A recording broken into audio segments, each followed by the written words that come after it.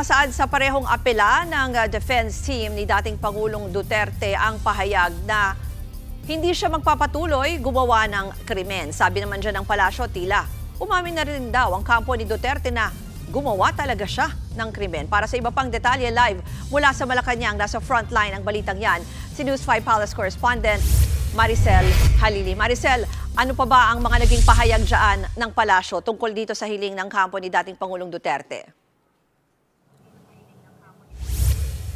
Ruth, gaya nga ng sinabi mo, tinatanong ngayon ng Malacanang ang kampo ni dating Pangulong Rodrigo Duterte kung mistulan nga bang pag-amin sa krimen. Itong pangako na isinama nila sa kanilang petition para sa interim release ni FPRRD. Sa press briefing kanina dito sa Malacanang, sinabi ni Palace Press Officer Claire Castro na nalaman niyang bahagi ng petisyon ni FPRRD sa International Criminal Court ang pangako na quote-unquote, Mr. Duterte will not continue to commit crimes. Hirit ni Castro, ito raw ba ay pag-amin mula sa legal counsel ng dating Pangulo na nag-commit nga ng krimen si FPRRD.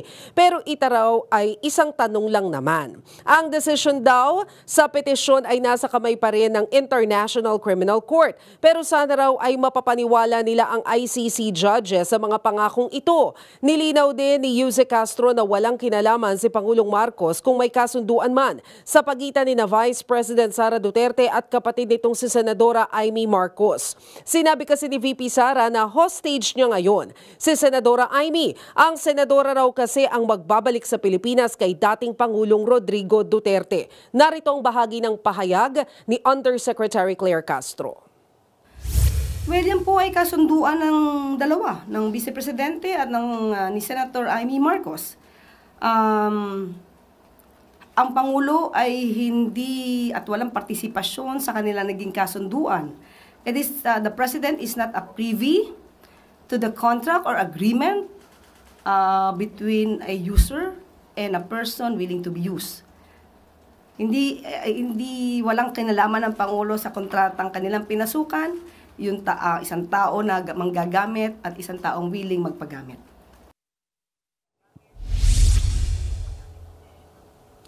Ruth? Yung isa pang issue, ito na mga impeachment kay Vice President Sara Duterte, may bago ba nga sinabi ang Malacanang tungkol dyan?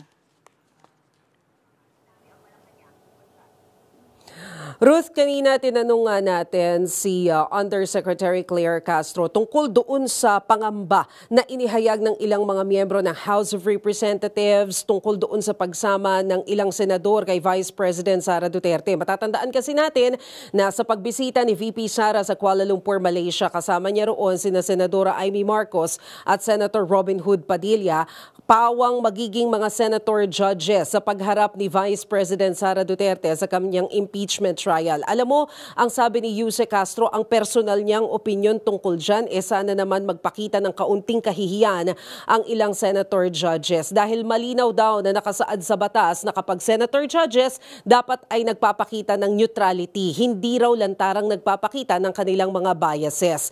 At sabi pa ni Jose Castro tungkol dyan, ang mga senador naman ay inihalal para magserbisyo sa taong bayan at hindi para sa iisang tao lamang. Ruth?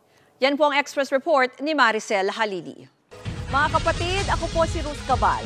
Maging maalam at may pakialam sa mga may init at rumaratsyadang balita sa Frontline Express.